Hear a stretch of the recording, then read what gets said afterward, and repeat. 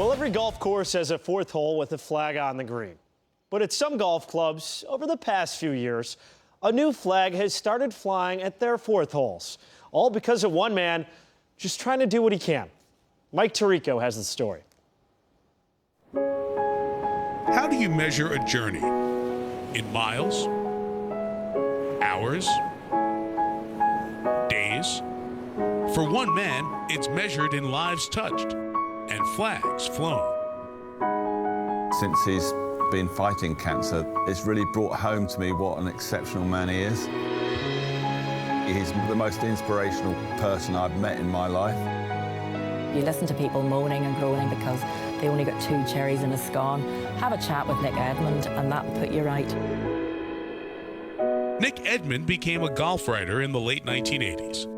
And nearly 30 books later, he accepted a job as managing director of Nick Faldo's golf course design company.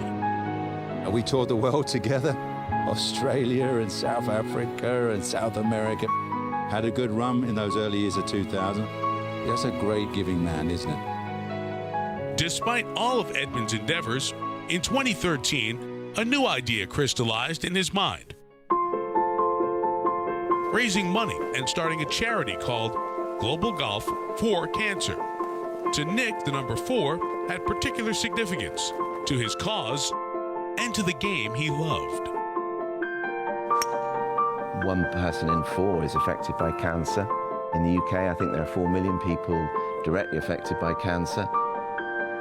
There were 4 stages of cancer, and so I kept thinking 4 was a big number in cancer, and I knew that it was a big number in golf.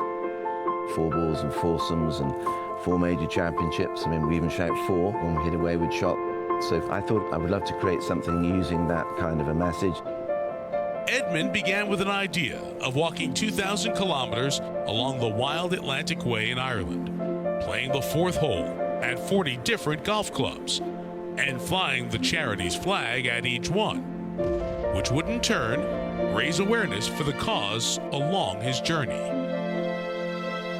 It's 4:44 p.m. and I'm on the magnificent Ailsa course, 4th tee.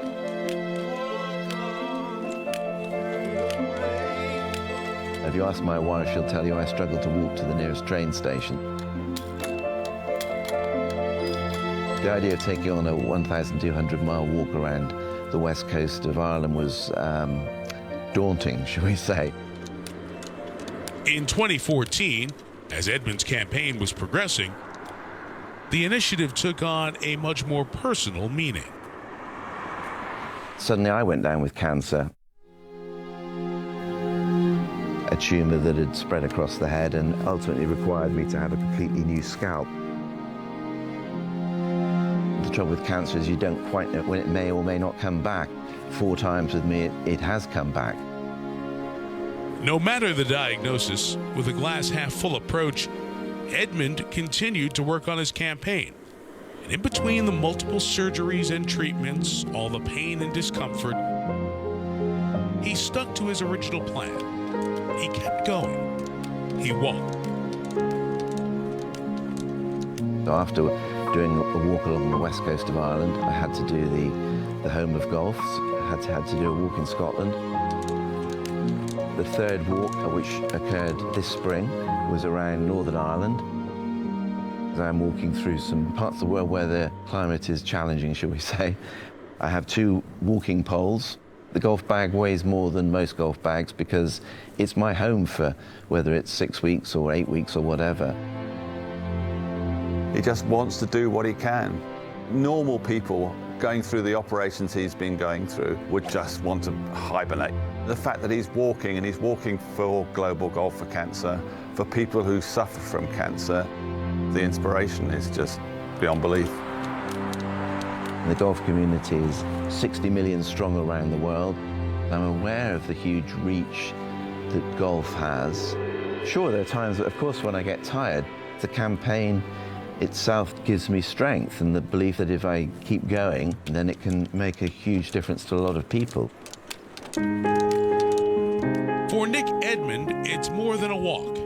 It's a fight. Every step, not quantified in golf clubs visited or even in miles completed.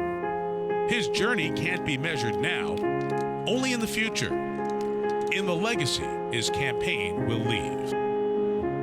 If he can get this Global Golf for Cancer up and running, the 500 clubs all over the world, if he can leave that legacy to golf, it will be one of the greatest legacies in the sport. He can absolutely find every positive in life.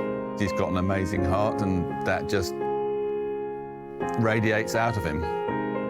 I don't feel so much that cancer will define who I am. Fighting cancer might define who I am, and that's what the campaign is about. And it isn't about me, it's about the golf community fighting cancer, flying the flag for cancer sufferers and cancer fighters all around the world.